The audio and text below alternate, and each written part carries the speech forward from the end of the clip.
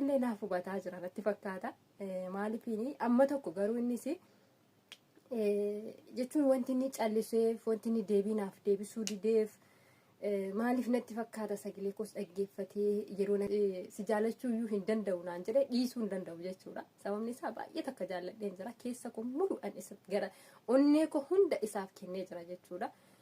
Saba kanatiif odoo inni iyyuu sin jaalladhu naan jedhe ani dhiisuu hin danda'u jechuudha. Eeveela muree jira waan ta'eef. Kanaaf iyyuu wabii koo maal jedheef naa deebisee namoonni yaada kana dhaga'uu barbaadan yookiin immoo wabiin sagalee dhumaat irratti yookiin immoo jecha dhumaa waliin haasa'anii haasaa dhumaat irratti maal jedhaniiti walii galanii gargar bahanii maal jedhee deebiseef kan jedhu koomentii jalatti naaf barreessadha. Sagalee jedhee wabiin akka deebiinaaf deebisee koomentii naaf barreessaa. Sanaan booda immoo ani sagalee isaa hanga dhumaatitti isinitti dhageessisa. Walumaan murtii isaa dhageenyee furmaata argannaa jechuudha. Kanaaf koomentii naaf barreessaa yaada keessaniif muraada keessan wabii koo maal jedhee raawwate deebiinaaf deebise. Sagalee dhumaa jechuudha kan dursaa dhageessaniirtu waan ta'eef. Kanaaf koomentii barreessa. Hayyee kabajamtoota hordoftoota koo akkam jirtanii fayyaa qabdanii ani fayyaan qaba galata rabbi deebi'eetii dhufeen jira har'asii akkuma beekamu guyyaa kaleessaa egaa wabiin koo akka deebiinaaf deebisee isinitti himeetiin jira jechuudha. Akkasuma sagalee isaa dhaggeeffattanii jirtu sagalee isaa hanga dhumaatti isinitti hin dhageessisne sababni isaa sagaleen isaa dheeraadha. Gaafii ani gaafadhe illee gaafii dheeraadha jechuudha. Kan inni naaf deebisellee dheeraadha. Saba kana ta'eef sagalee kana hanga dhumaatitti isin dhageessisne sagalee kana hanga dhumaatti gaafan isin dhageessisu sagalee kana irratti dhaabbattanii maaltu wabiin koo maal laaf deebisee deebii maal deebisee fi maal jedheeni tokkoffaa naaf eeyyamee jira akka sabaan haasa'uu fi isin himeen jira argitaniitu wajjinis haasa'eetiin jira. Haa ta'u malee jechuudha ergan wajjin haasa'ee gaafii keessa koo jiru dhiyeesse fi wabii koo maalinni kan inni naaf deebise maal jedheen naaf deebise wanti inni naaf deebise maalidha maal isinitti fakkaata. Akkasuma immoo namoonni baay'een keessan jechuudha dhiifama naa godhaati. Namoonni baay'een keessan jechoota baay'ee jechaa jirtanii bakka jechuun ani dura isin himeetiin jira kana dura viidiyoo kana sana dura hojjedhe irratti isin himeen jira jechuudha. Namni waa hin argin takka namni miidhama namaa hin beeku jechuudha. Namni rakkatinis rakkina namaa sana hin beeku. Yoo rakkatte namni sun akkamitti akka rakkate beektafi.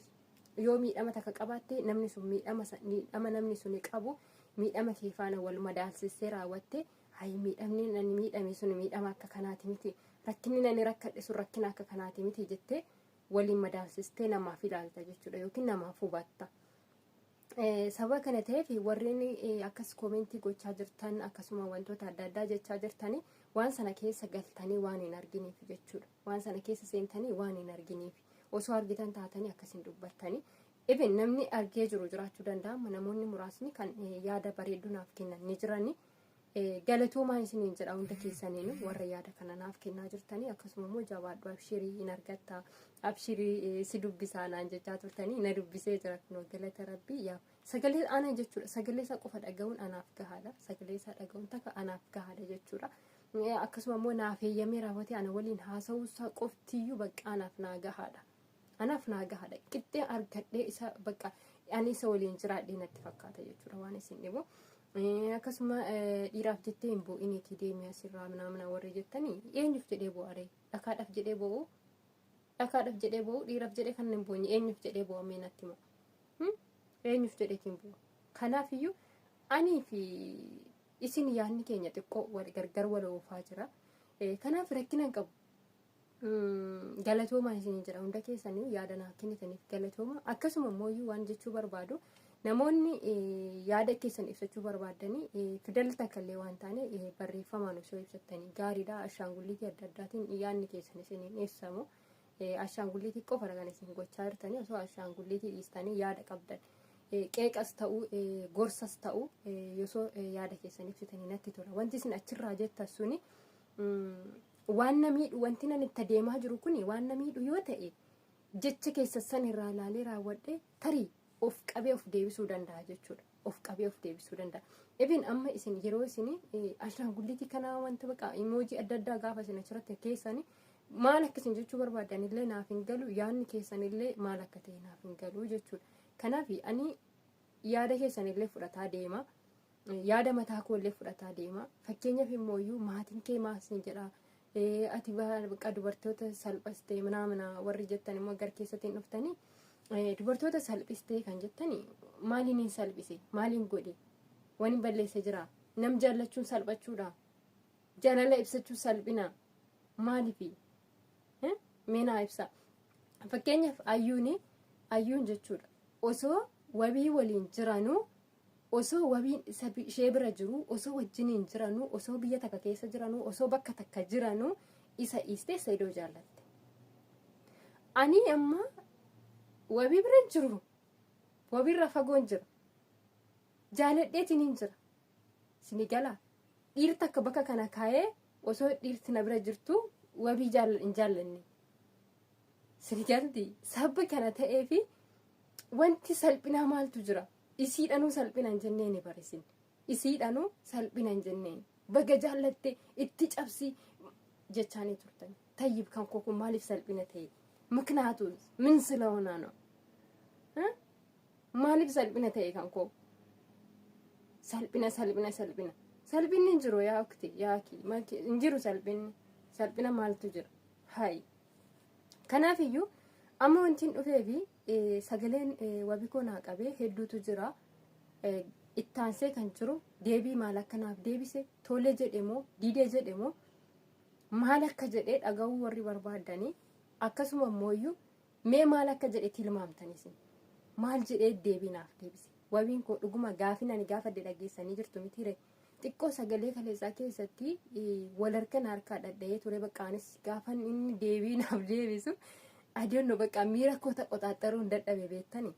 Yoo inni bakka na waliin haasa'u barreeffama illee naaf deebisee, akkasuma immoo bakka yeroo ati gara hundaan daawwaltu si argaatiin hin ture bakka si eeguudhumaaf yookiin immoo wantoota adda addaatiif hin callise yoo naan jiru bakka oduma na arguu callinarraa jedhe miiri takkanatti dhuftee waan bakka adoonno maal akkan ta'u beeku onneen koo kun bakka dirdirdirdirdirti dhugoonsin hin jira bakka hin jira. Bakka mannaagar raasuu haqatan dubbachuun dadhabe jechuudha. Because jaalalti akkas nama kooti. Maaliifini akkuma dura siniin jedhee jaalalti tuni maalidha? Waan nyaatan immoo waan dhuganii jechaan ture. Garuu waan nyaatamtus waan dhugamtus akka taate natti mul'attee jirti jechuudha. Ba'uunat jaalalaan gaditti olittis gadittis humtuu jira natti fakkaatu. Sababni isaa wantoota nyaatamu dhugamu caalatti jechuudha kan isheen natti mul'ataa jirtu. Jaalalti tuni yeroo itti dhaqxee keessa seentu, yeroo itti bakka dhaqxee keessa gangalattu argita beektaa. Sababa san ta'eefi natti murteessina warri jaalattanii jaalalaan akkasitti qabamtanii beektanii namaaf hin hubattanii jechuudha. Warri immoo waan sana keessa seentanii hin beekne namaaf hubachuu hin dandeessan. Sababa kana ta'eefi naaf hubadhaa jechuudha. Wabii koo illee naaf hubataa jira natti fakkaata. Maaliifini amma tokko garuu innis jechuun wanti inni calliseef, wanti inni deebii naaf deebisuu dideef maaliif natti fakkaata sagalee koos dhaggeeffatee yeroo nani bilbiluufis bilbila narraa kaasuu kan inni dideefi jira miti. Amma nam takka jaallattee gaaf nama takkarraa jaalala gar nama takkaatitti dabartu sitti ulfaata beektaa, sitti ulfaata jechuudha. Yeroo sitti fudhata isayyuu immoo inni na beekee yookiin inni na jaallatee osoo hin taane ani jaalladhee tananii saba kana ta'eefi itti ulfaata jechuudha. Hanga dhaqee na baree wal barree hariiroo keenya hunda waliin seenaa keenya hunda wal jijjiirree jennutti itti ulfaata. Saba kana ta'eefi kanaaf narraa ture iyyuu immoo yeroo tana keessatti miidhamuu kan koos argee bakka dafeeyyuu akkanani osoo nani waan guddaarra hin ga'in akkanani isa waliin dubbadhu naaf eeyyamuu isaatiif teenkiiwwan jedhanii galatoomi. Hedduu si jaaladha, hedduu si kabaja. Ammas immoo sagalee isaa hafee isinitti dhageessisuudhaaf qophiidha. Maal akka inni naan jedhe even ani jechuudha oduma inni iyyuu si jaalachuu iyyuu hin danda'u naan jedhe dhiisuu hin danda'u jechuudha. Sababni isaa baay'ee takka jaalladheen jira. Keessa koo muluudhaan isa gara onnee koo hunda isaaf kennee jira jechuudha. Saba kanatiif odoo inni iyyuu sin jaalladhu naan jedhe ani dhiisuu hin danda'u jechuudha. Even dhiisuu hin danda'u jechuudha. Even haadha manaa lammataa ta'ee jiraadha waliin. Haadha manaa lammataa ta'a. Yoo ayyuudhaan illee walitti deebi'an haadha manaa lammataa ta'a jechuudha. Bakka jala muree jira waan ta'eef. Kanaaf iyyuu wabii koo maal jedheef na deebisee namoonni yaada kana dhaga'uu barbaadan yookiin immoo wabiin sagalee dhumaati irratti yookiin immoo jecha dhumaa waliin haasa'anii haasaa dhumaati irratti maal jedhaniiti walii galanii gargar bahanii maal jedhee deebiseef kan jedhu koomentii jalatti naaf barreessadha. Sagalee isaa viidiyoo lammataa irratti isinii fidee dhufa maal akka inni naan jedhe sagalee isaa hanga dhumaatitti isinitti dhageessisa. Kanaaf iyyuu namoonni na hordoftanii fi akkasuma mana Saayidootirraas ta'ee mana Ayyuutirraas ta'ee mana wabii kootirraas ta'ee mana akkasuma obboleessa isaanii hiriyaa isaanii sanirraas dhuftan ta'ee koomentii naaf barreessadha. Maal jedhee wabiin akka deebiinaaf deebisee koomentii naaf barreessaa. Sanaan booda immoo ani sagalee isaa hanga dhumaatitti isinitti dhageessisa. Walumaan murtii isaa dhageenyee furmaata argannaa jechuudha. Kanaaf koomentii naaf barreessaa yaada keessaniif muraada keessan wabii koo maal jedhee raawwatee deebii naaf deebise sagalee dhumaa jechuudha kan dursaa dhageessaniirtu waan ta'eef kanaaf koomentii barreessa.